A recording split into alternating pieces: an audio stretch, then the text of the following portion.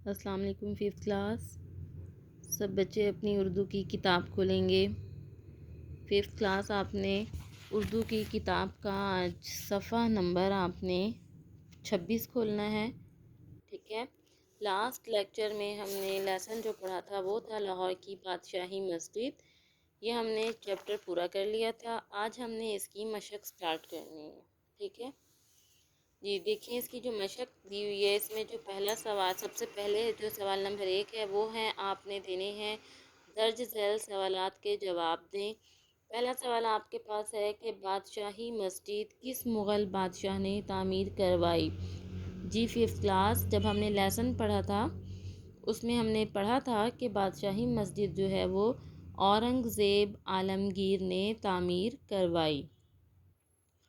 اگلا سوال ہے کہ بادشاہی مسجد کے نزدیک واقع کوئی سی دو مشہور تاریخی عمارتوں کے آپ نے نام بتانے ہیں، تو مینار پاکستان اور شاہی قلعہ اس مسجد کے قریب واقع ہیں، یعنی اس بادشاہی مسجد کے نزدیک واقع ہیں۔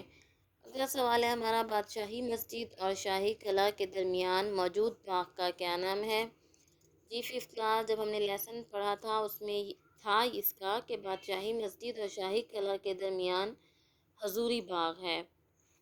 اگلا سوال ہے بادشاہی مسجد کی اندرونی دیواریں کس طرح کی ہیں؟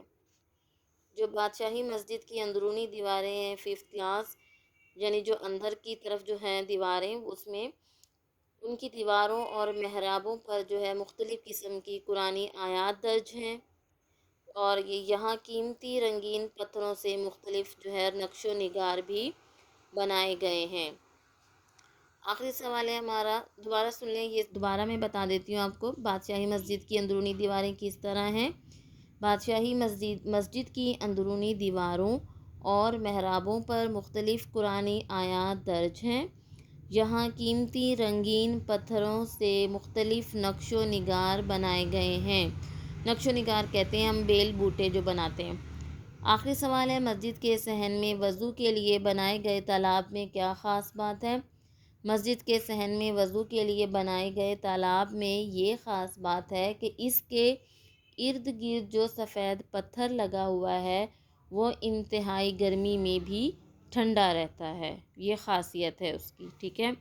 اگلا سوال ہے سوال نمبر 2، سبق کے حوالے سے درست الفاظ منتخب کر کے آپ نے یعنی خالی جگہ پر کرنی ہے۔ پہلی خالی جگہ ہے بادشاہی مسجد لاہور شہر کے ڈیش میں واقع ہے۔ جی ففتھ کلاس بادشاہی مسجد لاہور شہر کے وسط میں واقع ہے۔ مسجد کی عمارت میں زیادہ تر ڈیش کا پتھر استعمال ہوا ہے۔ مسجد کی عمارت میں زیادہ تر سرخ رنگ کا پتھر استعمال کیا گیا ہے۔ اس کا صحن بہت کشادہ ہے جس میں ڈیش سے زائد نمازیوں کی گنجائش ہے، یعنی جس میں 1,00,000 سے زائد نمازیوں کی گنجائش ہے۔ بادشاہی مسجد کا شمار دنیا کی بہترین ڈیش میں ہوتا ہے۔ بادشاہی مسجد کا شمار دنیا کی بہترین تاریخی عمارتوں میں ہوتا ہے۔ سنہری حروف سے مزین ڈیش لوگوں کی توجہ کا خاص مرکز ہے، یعنی قرآن پاک۔ یہ خالی جگہ پورتی ففتھ کلاس۔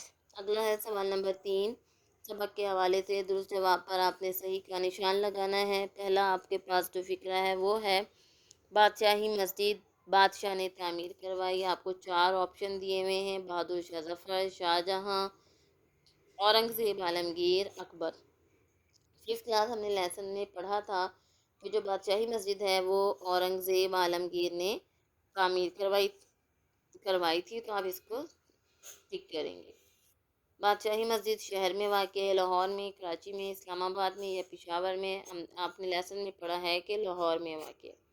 مسجد کی عمارت میں زیادہ تر پتھر استعمال ہوا ہے، زرد رنگ کا، سبز رنگ کا، کالے رنگ کا، سرخ رنگ کا۔ تو آپ نے لیسن میں پڑھا ہے کہ مسجد کی عمارت میں زیادہ تر سرخ رنگ کا پتھر استعمال ہوا ہے۔ اب آگے دیکھیے، آخری ہے ہمارا کہ اقوام متحدہ کے ادارے یونیسکو نے بادشاہی مسجد کو قرار دیا ہے، کیا قرار دیا ہے؟ قومی ورثہ، عالمی ورثہ، علاقائی ورثہ، شہری ورثہ۔ تو آپ کو پتہ ہے عالمی ورثہ جو ہے وہ قرار دیا گیا ہے۔ آگے الفاظ معنی ہے، الفاظ معنی تقریباً وہی ہیں جو آپ کو پہلے کروائے ہوئے۔ وسط کا معنی کیا ہوتا ہے؟ درمیان. حوض، حوض کے معنی کیا ہوتے ہیں؟ تالاب. خوشنما، خوبصورت. دستیاب، مہیا. منسوب، نسبت کیا گیا. نقص، خرابی یا خامی. آگے دیکھیے اگلا سوال ہے ہمارا کہ قواعد اور زبان شناسی کے اصولوں کی روشنی میں غلط فقرات کو درست کر کے لکھیے. غلط فقرات آپ کو دیے ہوئے ہیں. دراصل میں وہ سچا ہے. اب ہم یوں تو نہیں کہتے نا دراصل میں وہ سچا، ہم کہتے ہیں دراصل وہ سچا ہے. جو اس کا درست فقرہ بنے گا وہ کیا بنے گا؟ دراصل وہ سچا ہے. آب زمزم کا پانی متبرک ہے. اب دیکھیے آپ بھی پانی کو کہتے ہیں، دو دفعہ تو پانی نہیں یوز ہو سکتا نا کہ پانی زمزم کا پانی ہم یہی کہیں گے، یا تو یہ کہیں گے کہ آب زمزم متبرک ہے، یا پھر ہم یہ کہیں گے زمزم کا پانی متبرک ہے. کوہ ہمالیہ کا پہاڑ بہت اونچا ہے. جی، تو کوہ جو ہے وہ بھی ہم پہاڑ کو کہتے ہیں. اور تو ہم کیا یوز کریں گے کہ کوہ ہمالیہ بہت اونچا ہے.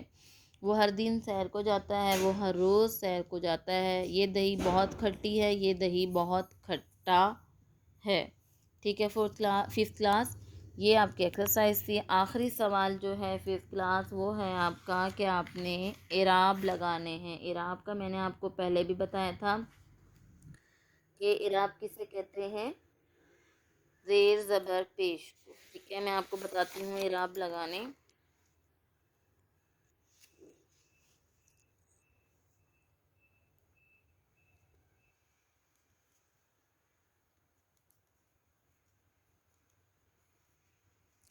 جی، پہلا لفظ ہے ہمارے پاس اعراب لگائے میں ایک تو یہ ہے شہرت. تو بولنے میں شین پیش شو ہے، شو رے زبر تیرت، شہرت. ٹھیک ہے. اگلا لفظ ہمارے پاس کیا ہے؟ ہے واہو زاد معکوف. تو ہے زبر واہو زاد معکوف کیا بنا؟ حوض. اس کے بعد اگلا لفظ ہے ہمارے پاس اجتماع. کیا لفظ ہے؟ اجتماع. تو الف زیر جیم، اج زیر تی، میم زبر الف ما، اجتماع. پھر اگلا لفظ ہے ہمارے پاس روح. روح پرور یعنی روح کو طاقت پہنچانے والا. روح رے پیشوا روح ہے معکوف. روح اے زبر رے پر، واو زبر رے ور پر ور. آخری لفظ ہے ہمارا مخصوص. دیکھیے میم زبر خے مخ، سواد پیش واو سوس، سواد معکوف مخصوص. یہ تھے اعراب زیر زبر پیش. ٹھیک ہے جی. ففتھ کلاس ہماری ایکسرسائز کمپلیٹ ہو گئی ہے. اب ہم نے جو ہے ففتھ کلاس تھوڑا سا ہم نے گرامر کا کام کرنا ہے. گرامر میں آج آپ کو کرواؤں گی کہانی. اور کہانی ہے ہماری آج بدنیت گدھا. یعنی بدنیت کا مطلب کیا ہوتا ہے؟ جس کی نیت جو ہے وہ اچھی نہ ہو، بری نیت والا. یہ کہانی جو ہے ایک گدھے کی اور سوداگر کی ہے. ٹھیک ہے، چلیں اب ہم دیکھتے ہیں. کہانی ہے ہماری بدنیت گدھا. کسی زمانے میں ایک سوداگر نمک کا کاروبار کرتا تھا. وہ ہر روز گدھے پر نمک لاد کر شہر جاتا اور وہاں نمک بیچ کر پیسے کماتا. شہر کو جانے والے راستے میں ایک ندی پڑتی تھی. سوداگر کو ہر روز اپنے گدھے کے ساتھ اس ندی میں سے گزرنا پڑتا تھا. ایک دن ایسا ہوا کہ ندی میں سے گزرتے ہوئے گدھے کا پاؤں پھسل گیا اور وہ پانی میں گر پڑا. گدھے کے پانی میں گرنے کی وجہ سے بہت سا نمک پانی میں گھل گیا، مطلب بہہ گیا. اس طرح گدھے کا بوجھ ہلکا ہو گیا اور وہ نمک کا بوجھ کم کرنے کے لیے ندی کے فسکنا دھیان سے دیکھیے. گدھے کے پانی میں گرنے کی وجہ سے بہت سا نمک پانی میں گھل گیا. اس طرح گدھے کا بوجھ ہلکا ہو گیا اور وہ اٹھ کر تیز تیز چلتا ہوا شہر پہنچ گیا. اگلے دن اسے شرارت سوجی. وہ نمک کا بوجھ کم کرنے کے لیے ندی کے درمیان میں پہنچ کر خود ہی کچھ دیر کے لیے پانی میں بیٹھ گیا. بہت سا نمک پانی میں گھل گیا تو گدھے کا بوجھ ہلکا ہو گیا. مالک گدھے کی چال کو سمجھ گیا. اگلے دن اس نے روئی لے جانے کا فیصلہ کر لیا. اس نے روئی خریدی اور گدھے پر لاد دی. لاد دی مطلب رکھ دی تاکہ شہر جا کر اسے بیچے. گدھا اپنی عادت کے مطابق ندی میں بیٹھ گیا. اس کے بیٹھتے ہی روئی بھیگ گئی اور بھاری ہو گئی۔ اب گدھے کو بھاری بدن اٹھا کر منزل تک جانا پڑا۔ اس نے شرارت اور کام چوری سے توبہ کر لی اور پھر کبھی ایسا نہ کیا۔ اس کا نتیجہ کیا ہے کہ بدنیتی کا جو انجام ہے وہ برا ہوتا ہے۔ ٹھیک ہے ففتھ کلاس، یہ آپ کی کہانی تھی جو میں نے آپ کو پڑھائی ہے، بدنیت گدھا، صحیح ہے۔